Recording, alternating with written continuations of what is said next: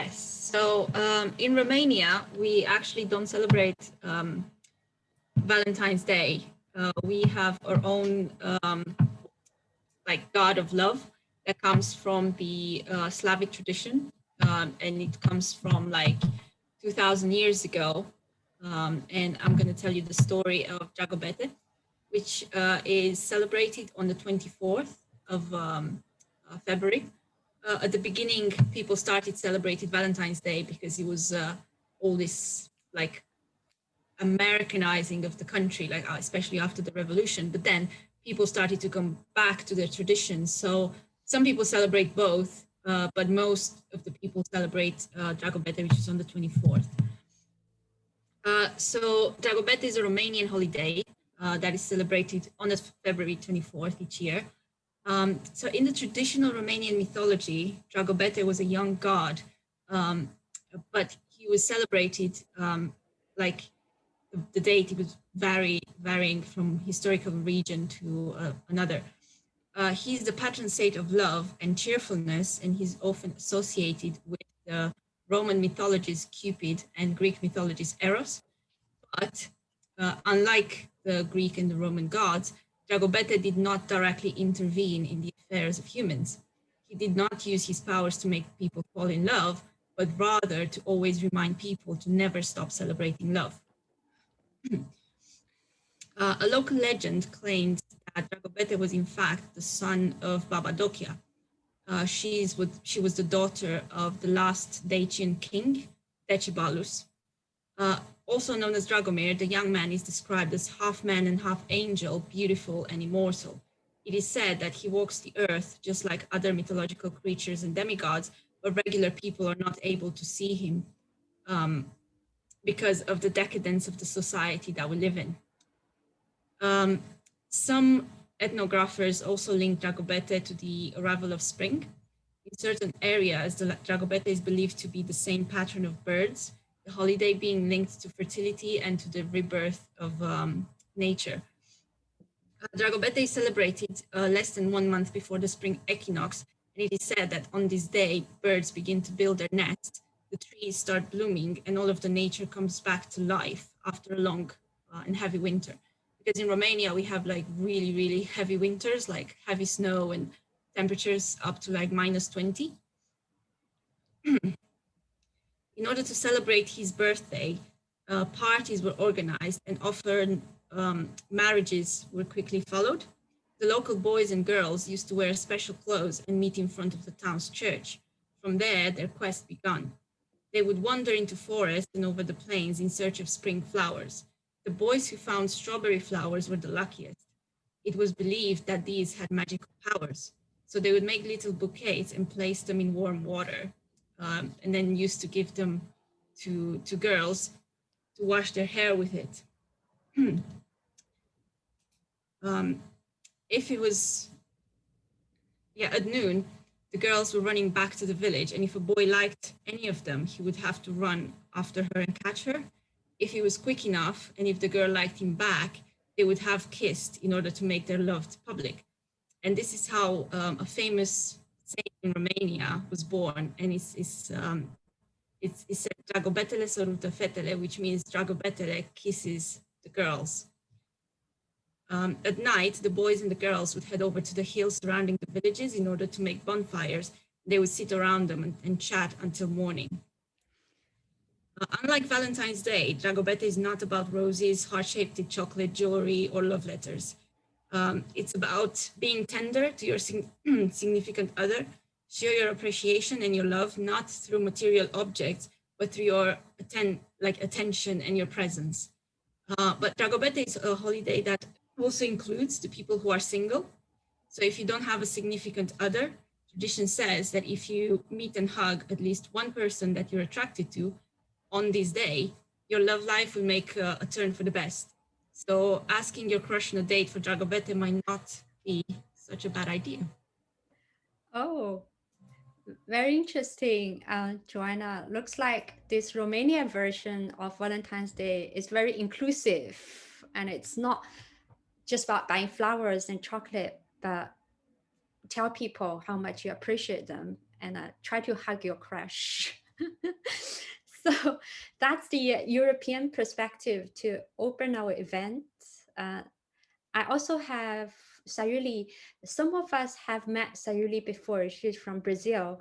At the moment, she's working, but she made a video to tell an indigenous Brazilian love story for all of us. So I'm going to share my screen and play that video for us.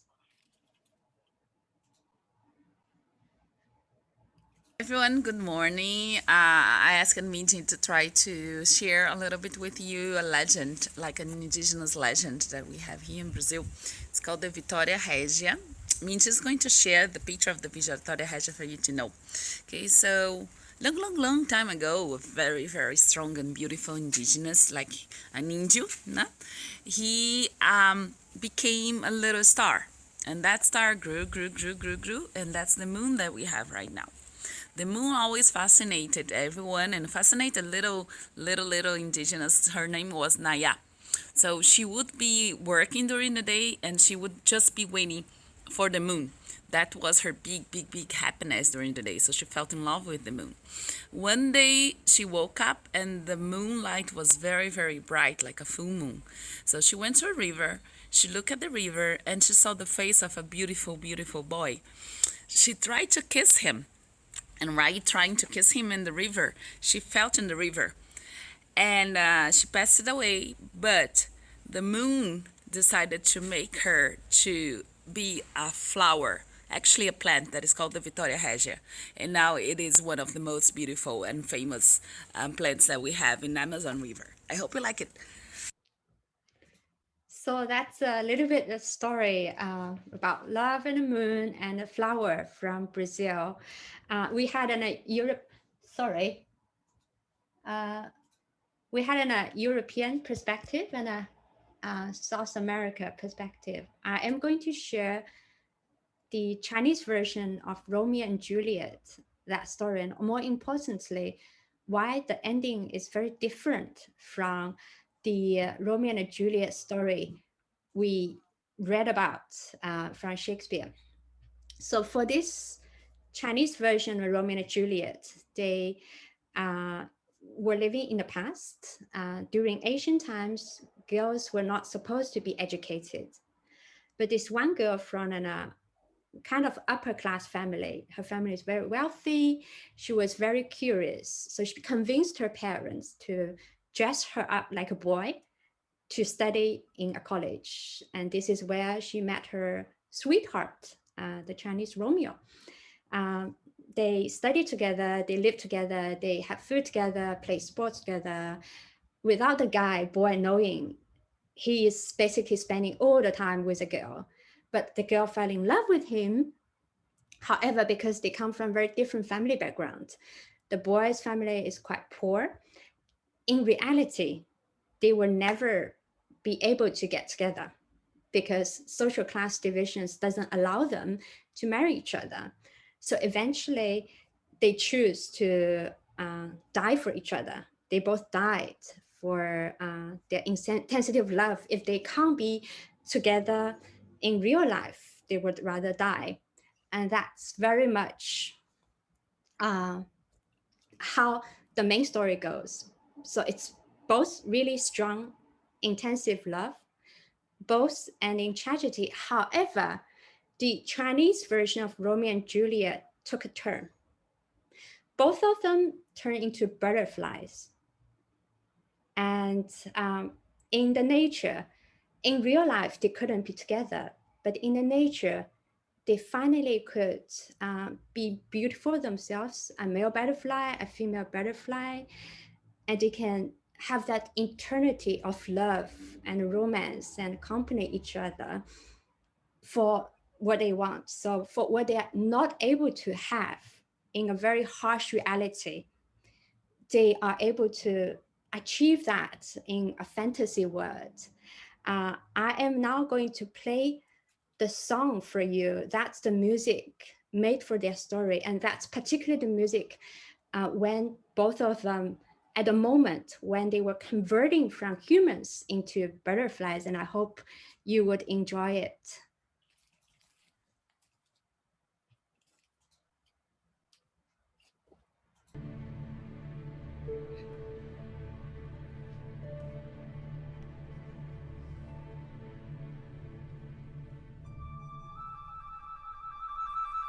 So that's a little bit of music I want to share with you, which is how, in a way, that Chinese version differs from the Shakespeare version, that intensity and tragedy at the last moment for the Chinese version turns into something really peaceful. So you kind of gradually let go the sorrow and be part of the nature to seek your inner peace in the nature. So that's the beginning of our storytelling, one European perspective, one South American perspective from Sayuri. Hi, Sayuri, I see you now joining. I just want to say hi to you and thank you for the cute story. Yeah, no, I'm actually in Pelourinho. I'm getting ready for my tour.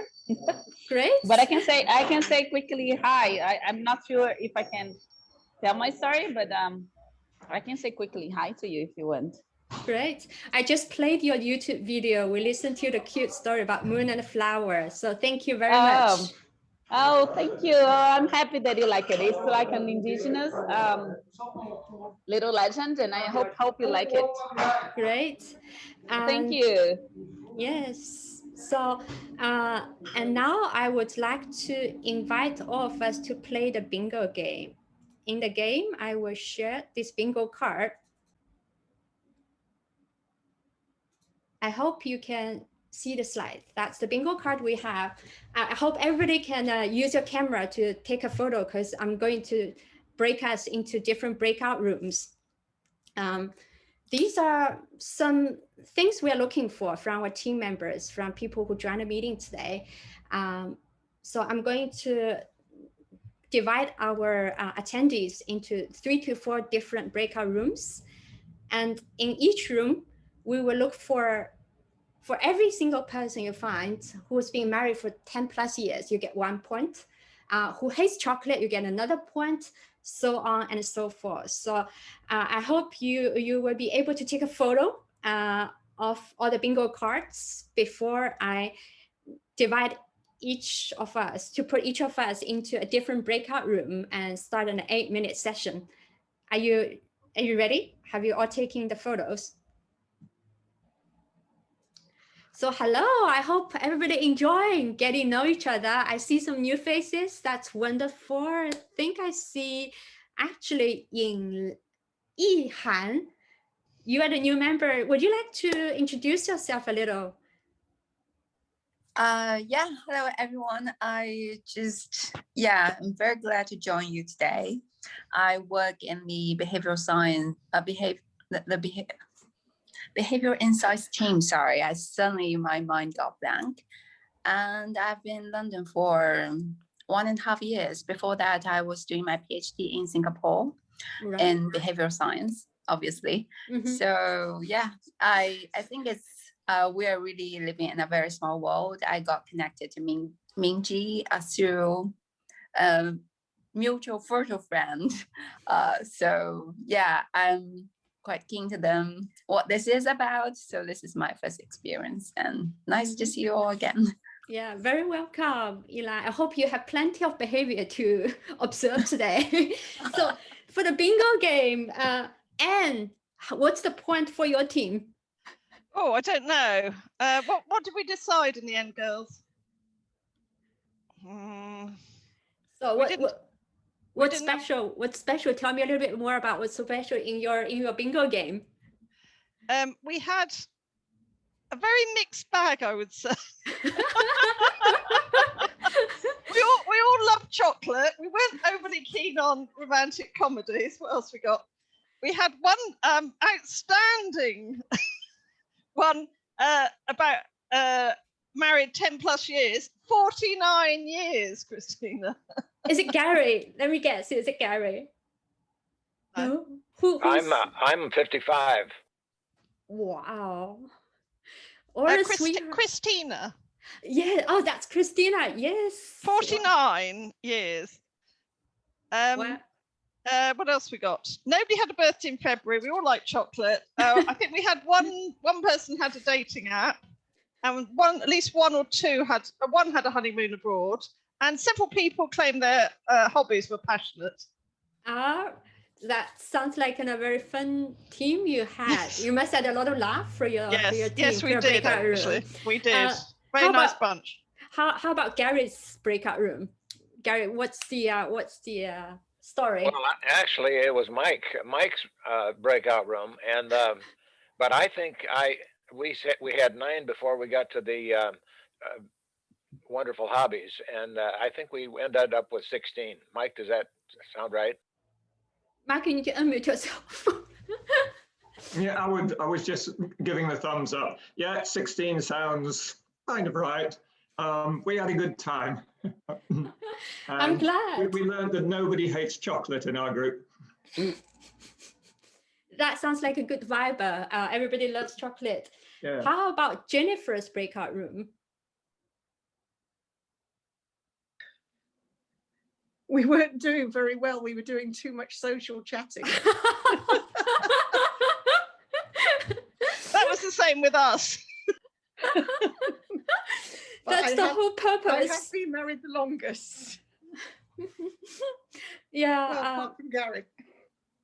Well, I hope all of us we have eternal memories with people we love and care about. It can be marriage partner, it can be people, passions we have, hobbies we have, works we enjoy, jobs we enjoy. So that's a little game for us to share a piece of personal love and a passion, and some story from our sides. Now, I would like to continue the storytelling, and I will give the time to, I think, Anne is below me. I'm going to point out Anne. Okay, she's there. And here you go, Victoria and yeah, Albert's story. Yeah, Queen Victoria and Prince Albert.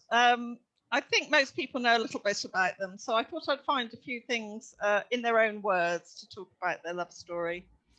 So Queen Victoria, she was, oh, sorry, I just lost my notes. She was born the daughter of the Duke and Duchess of Kent in Kensington Palace, and you can go there if you're in London and see a very nice exhibition about her life. She actually was very young when she ascended the throne. She was only 18 years old in 1837. And she was single, and she had to choose a husband. And as you can imagine, it was a sort of semi-arranged marriage, because they brought a lot of the young men from around Europe to visit her in the hope that she'd marry one of them. And of course, she met Albert. She met him first in 1836, but they had quite a sort of slow romance. They started corresponding. They met on her at her 17th birthday party, which was a sort of Cinderella type deal, when all the young men turned up to see if they if they could click with her. And after she met him on her 17th birthday, she wrote to her uncle, King Leopold of Belgium, thanking him for introducing her. And she described Albert as having the most pleasing and delightful exterior. so it was love at first sight. Victoria was an amazing diarist. She wrote letters and diaries throughout her whole life, thousands and thousands of entries, but quite a few of them were destroyed by her daughter Beatrice when she died, because I think some of them were a bit too revealing. As you will see from some of the things I'm about to read to you.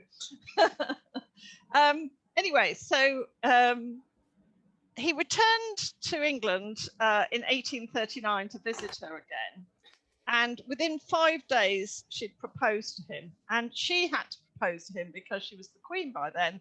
And it wasn't appropriate that he proposed. And so apparently this is what she wrote about it.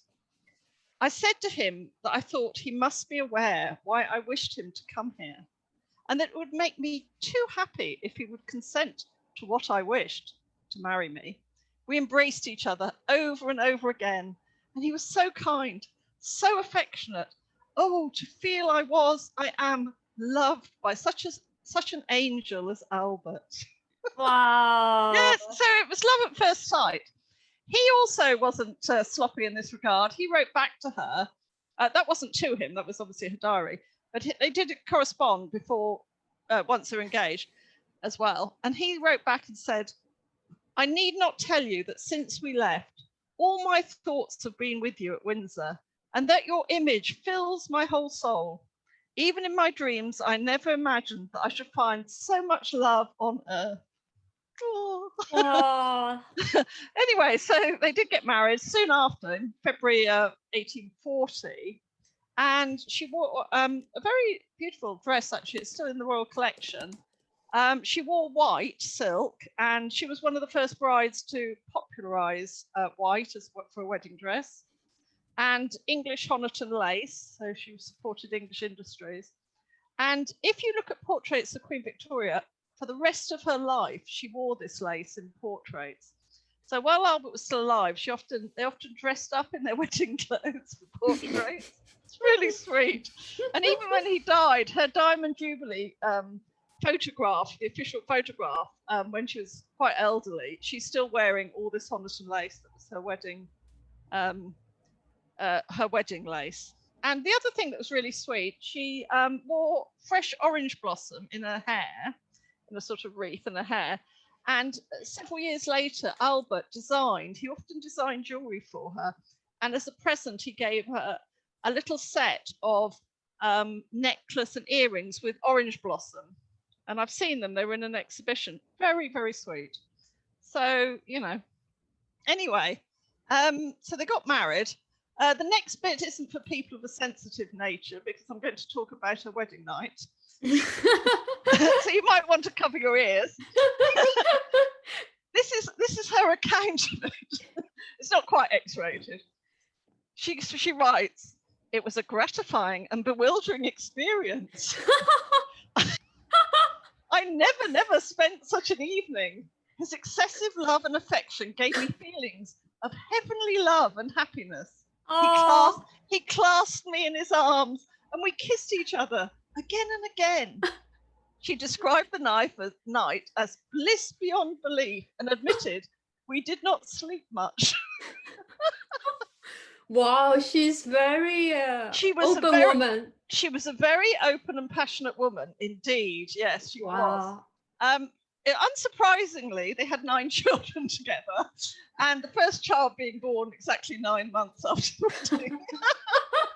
They didn't sleep much. Not so. Just to briefly tell you a little bit more. I mean, obviously, most people know the story of Victoria's life. Sadly, they were married for 21 years, and he died sadly in 1861 of typhoid fever, they think. He was only 42. She never quite forgave him for dying on her, I have to say. She was quite annoyed about it. And she was also annoyed with her son, who she blamed for the death, Famously, she went into mourning for the rest of her life, wore black. And for 3 years, she never came out at all. In fact, out into public. In fact, Benjamin Disraeli, the Prime Minister, had to drag her out after 3 years because it was causing political problems. And she opened Parliament in 1866. She did have a couple of possible boyfriends as she got older, and there have been films about both of those. There was famously John Brown, the Scottish chap, and she was nicknamed Mrs. Brown, which is what the film was called. When she died, she took trinkets of she had it in her will that she would be buried with trinkets from both Albert and John Brown. She also had Abdul Karim, who was a young Indian chap who she was very friendly with at the end of her life. And he was only 24 and she was 68.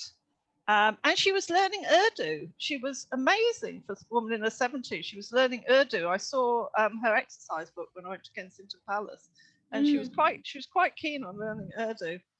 But anyway, she died in 1901, aged 81, and of course she was known as the grandmother of Europe because all these children married throughout the royal houses of Europe.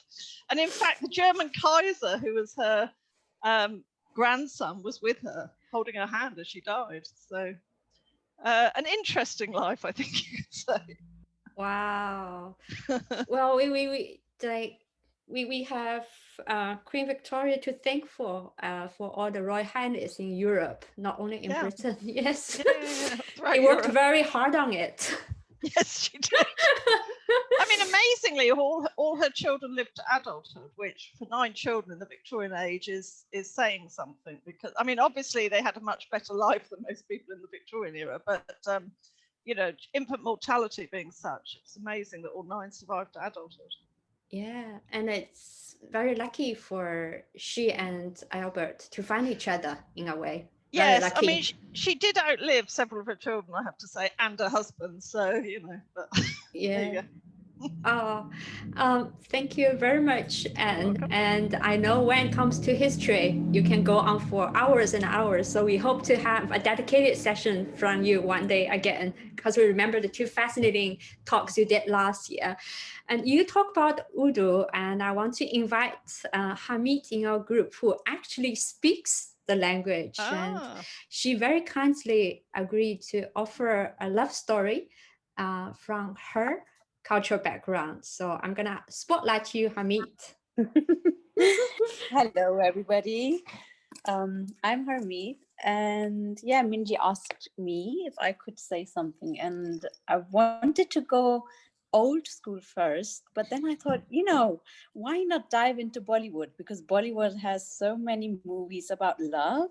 So I thought, let's grab a Bollywood movie, and a movie which has been famous for the love story. And there is such a story. I actually wanted to sign in on the computer, but unfortunately I couldn't. So I did it on the phone. I had a slideshow. So I'm going to show you. There is this very famous couple. I think Nayan might know, if you see. Oh, yeah. Have you ever seen this movie? It's quite a famous movie. Diwali. Yeah. It says Dilwale Dulhania Le Jayenge. That means actually, if you can see, the big-hearted will take away the bride. Oh. So this was a movie about a girl and a boy who meet each other, and it was a bit unusual because this movie it played. It were Indian citizens which were brought up abroad, not in India. So it's a story about them, how they meet, and how this is a story which was made in 1995, and it even till today, this movie is played in the cinema in Bombay. You know, it's been 25 years, but this story still goes on and it's played. And it's even in one of the, you know, you have this lists about 100 movies, 1,000 movies to watch. And it's also in that list. Wow. It's, yeah. The music as well is beautiful, beautiful. If I have time, I'll play a little bit. Let's see. Okay, let's begin with the story. What is this story? Why did it go so viral? So it's Simran, a girl called Simran. Yeah, my daughter's name is Simran as well. I know what you're thinking. Yeah. So yes, Simran and Raj, they both meet on a trip to Europe. They're both youngsters, I think I'd say in the 16s. They might be 16, 18, 19. So they go on a trip abroad to Switzerland. And on that trip, they meet each other. And at first, they hate each other. They really dislike each other. Simran, a nerdy girl, and the boy a bit naughty, a bit charming, and a bit annoying as well. So he gets a bit on her nerves. But slowly and slowly, they do fall in love with each other. And at the time when they start realizing that they actually fall in love with each other, that's the time when they have to depart as well. So what happens is they both depart and go their way, but still haunted by feeling that there's something missing. They're not quite sure, but they are sure as well. And what happens at that time, Raj tries to find out where Simran is. And he finds out that Simran actually was preparing to go to India. and it wasn't her choice, but her father's choice. Her father promised his best friend. This is how it used to be, you know, like arranged marriage. Sometimes friends, they used to choose for the children, okay, we are very good friends, let's keep our friendship in the family. So her father, he brings her to India to get her married to another boy. So they then from London go to India to get her married. And there's these marriage ceremonies going on. You know, Indian marriages are very long. They take a week at least. and the functions start. And somehow Raj is very haunted and he wants to see where Simran is. And he finds out that she's gone to India because her father wants to get her married. And somehow he manages to invite himself into this marriage, into the marriage, and he shows up at her marriage ceremonies. And then that's where the fun begins then. So they show how he tries to yeah, and he tries to then win over the hearts of the family, and especially the father, who's very always angry and never kind of laughs or never approves of anybody actually. So instead of actually, well, he has won Simran's heart over, but more the mission is about winning the heart of her father actually. So yeah, this is how the story goes. And in the end, what happens is that the girl asks the boy a few times, let's run away, let's go away. And every time he says, no, I'm not going to do that until your father gives me your give hand. you away, yes. Yeah, so with a blessing. And so until the end, what happens is at the end, the father doesn't agree. And he finds out that, oh, this boy actually has another agenda. Oh. And he throws him out of the house. And he goes, he's on the train where they have a fight, and he fights with her arranged marriage husband thing. The name is Kulji. So they have a fight at the train station, and then he leaves on the train. And then suddenly it takes very long, and the train takes off, and the girl is there as well. And then finally the father's heart melts, and he says to his daughter, go away, no one else will love you as much. And then she runs behind the train. So yeah. Wow. So thank you, Hamid, for a Bollywood story. You're welcome. So for guys, it's not enough to win the heart of the girl. It's also important to win the heart of the father-in-law. You need permission from both. So thanks for a little bit of Asian perspective and British Victoria and Albert story.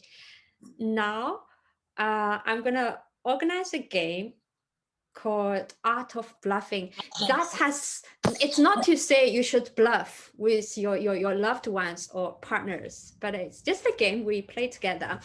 The rule of the game is I have the cards with a question. You need to answer. But the aim for the game is not to be correct, but to be creative and to know how to bluff your way out. You should know how to bullshit in a way. I will start. I will say either it's about law, or it's about event, or it's about a person.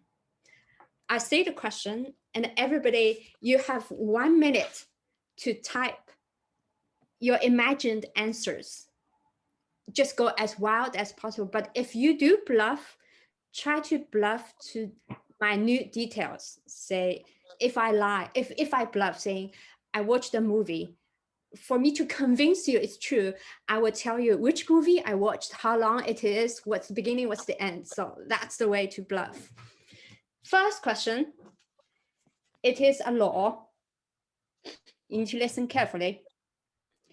In Lebanon, Virginia, it is illegal to kick ... So everyone, your job is to complete that sentence with as convincing detail as possible. However, one of you, I wrote an email to you before, one of you has the correct answer. So again, question, it's a law. In Lebanon, Virginia, it is illegal to kick. Remember, everything is related to love and marriage. Okay, I'm gonna play the music.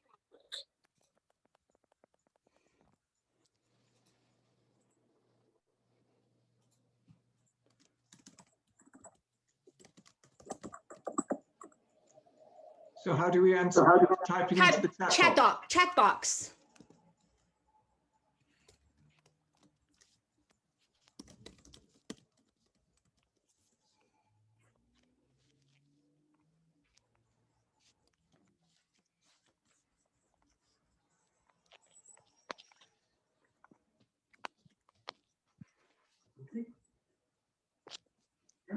No.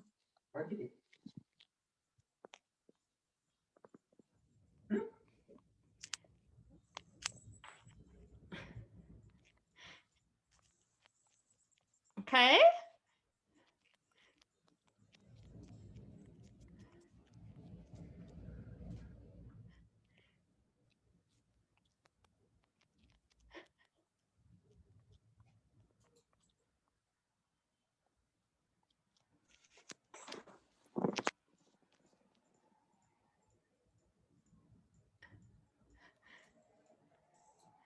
Okay, so thanks for being very imaginative and creative. The question is, in Lebanon, Virginia, it is illegal to kick, and we got many answers here. To kick someone's pet dog, to kick dustbins because they brought an act of not kicking public service disposal in 1996 from AG. It's illegal to kick a carriage. It's illegal to kick your husband with your slipper. It's illegal to kick off the wedding ceremony before the sunrise. It's illegal to kick your partner for not doing the dishes. It's illegal to kick the door. It's illegal to kick a bride, to kick the wife out of bed, to kick a bee, to kick before the bride knows you, to kick the bride before she knows it's you. So now I'll give you 3 seconds to choose the answer you believe is true. It can be really ridiculous, but it's actually truth. So 3, when you know which one is the answer, just type that person's name. If you think my answer is correct, you type Mingji. If you think Angie's answer is right, you type her name. Okay, so 3, 2, 1.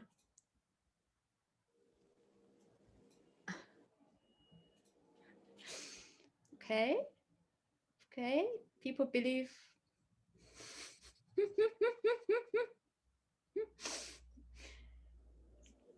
Wow, it's really a variety mix of answers. So I'm going to announce the correct answer. People who got it right is Joanna and Jennifer, who voted for Lillian and Andrea's answer. So the correct answer in reality is for the law. In Lebanon, Virginia, it is illegal to kick your wife out of bed. So if you go to Virginia, Lebanon, do not kick your wife out of the bed. So that's the law. The next question, we're going to do it again. And this time, maybe I would do, okay, maybe I would do an event. It's a true event, okay? A couple in Jordan, they both started an affair on internet. A couple in Jordan both started affairs on the internet. However, it was bad news for both after ... Let me repeat the question. A couple in Jordan both started affairs on the internet. However, it was bad news for both after ... Let's begin the game again.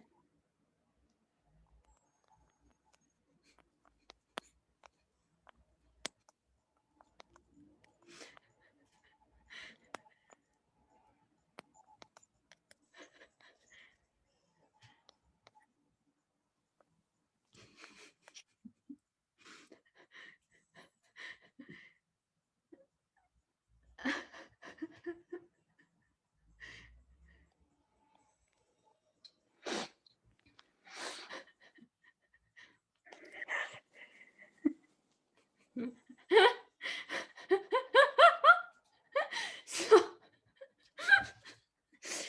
so people come up with different answers. Joanna said after they met each other and realized they were having an affair with each other online. Sandy's answer is they discovered they were siblings. Oh my God, that sucks. Lillian's answer is they realized that their internet partner was actually their real partner.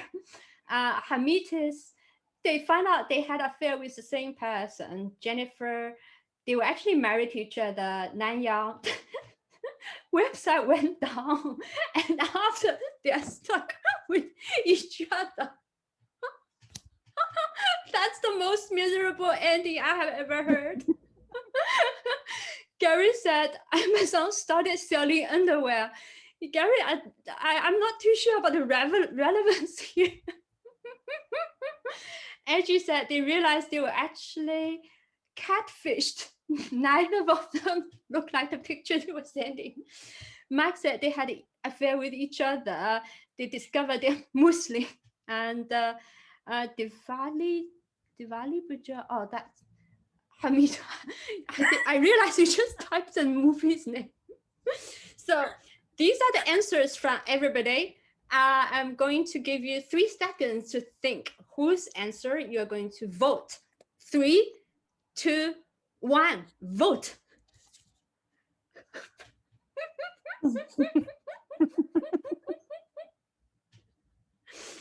Oh, this is a lot of fun. So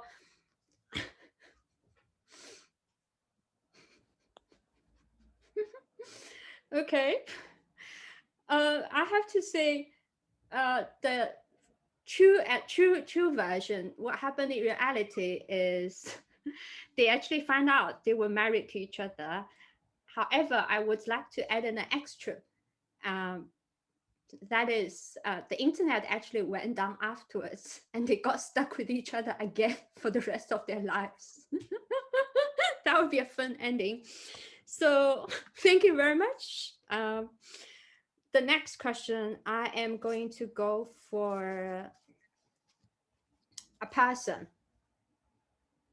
The person's name is Alfred Wolfram. That's it. It's up to you how you interpret this person. Okay, so the person's name is Alfred Wolfram. I type it, Alfred. Okay, so use your imagination.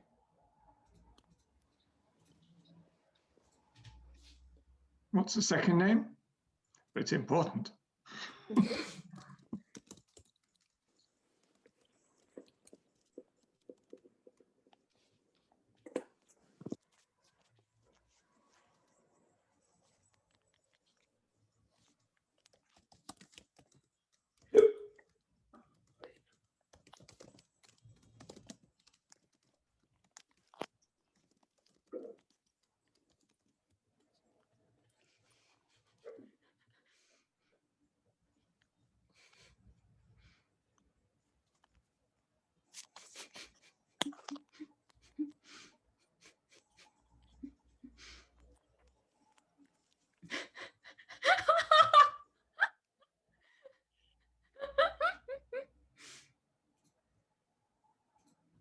So this person, Alfred Wolfram,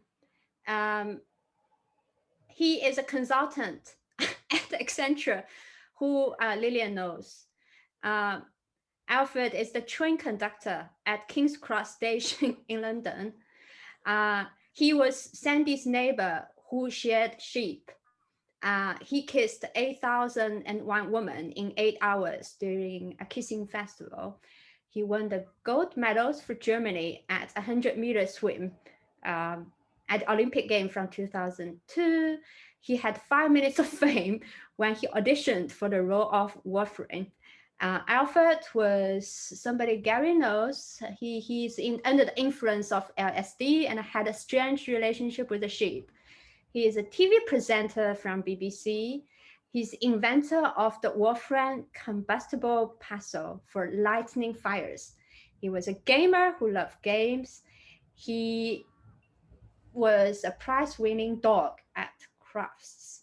So we have all sorts of different answers about this mysterious guy whose name is Alfred Wolfram. So 3, 2, 1, vote your answer.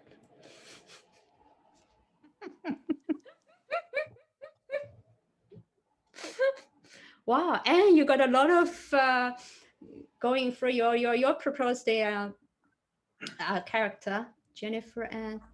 Okay. So everybody, this famous person, Alfred Wolfram, he kissed 8,001 women in 8 hours at a Minnesota kissing festival. So that's an impressive guy. So that's the guy. Now, again, the law. In Egypt, girls are forbidden to marry. Let's go.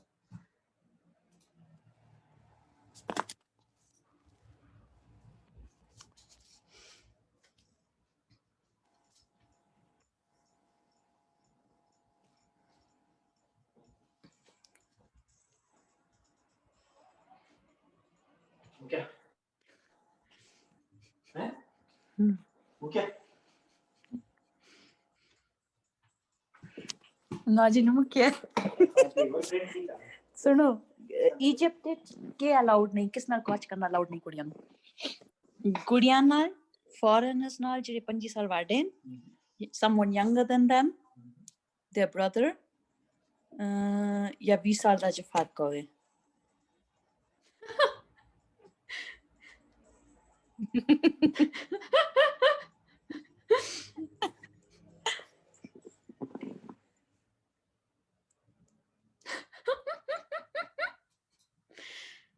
So in Egypt, are girls forbidden to marry foreigners who are 25 years older than them?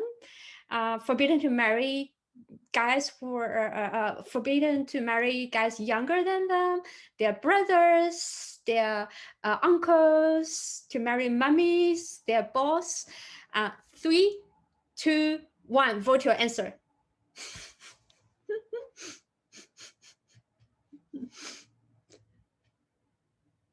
Right.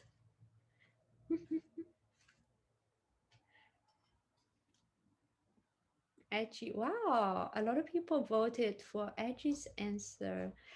So I would like to declare that in Egypt, girls are forbidden to marry foreigners who are 25 or more years older than they are. So if you go to Egypt, don't make the mistake. Don't make your marriage illegal. So this is our Valentine's Day special. I hope you have enjoyed listening to stories, songs, and weird traditions, unique laws from different countries. Next week, it's Chinese New Year. So we have invited 3 different hosts to celebrate Chinese New Year with them. That's Boy. She will spend the first part talking about Bangkok's Chinatown. So that's Chinese culture outside of China. And we also invite Vincent, who lives in China. So he's going to talk about modern digital life, modern lifestyle in China. And eventually we have somebody to talk about the classic art and music to end our celebration next year, to celebrate Chinese New Year. I am now going to play the last video, which is again from Brazil. Maximino, the philosopher professor who gave us a wonderful talk about drums last year. He recorded a video with his story and his favorite love song for us. So I hope that will bring our event to a nice Brazilian ending. I will again share my screen. So here.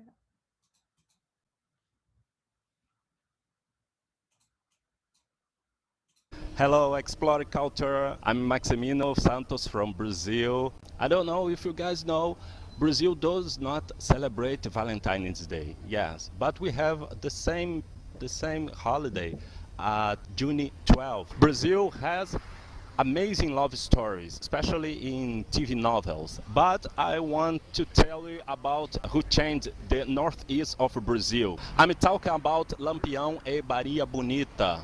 This couple was the leader of a movement who fought against the colonial dictatorship in northeast of Brazil.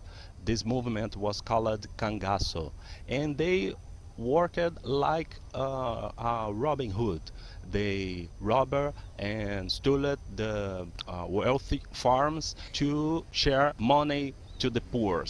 It's a very, very interesting history and an amazing love story because Maria Bonita was married and she left the husband to enjoy the movement Cangaço to fight against inequalities. And there she felt love to Lampião, the leader of movement, and together this couple changed lives of a big part of Brazil.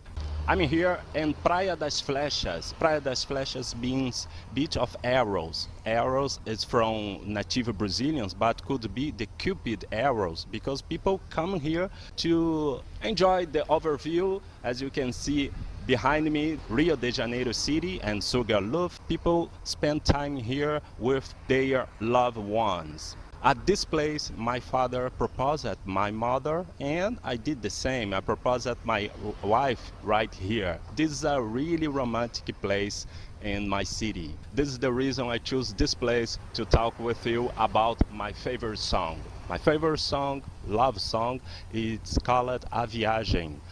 It means the travel, and I hope you enjoy. Thank you. I miss you guys. See you next meeting. Bye.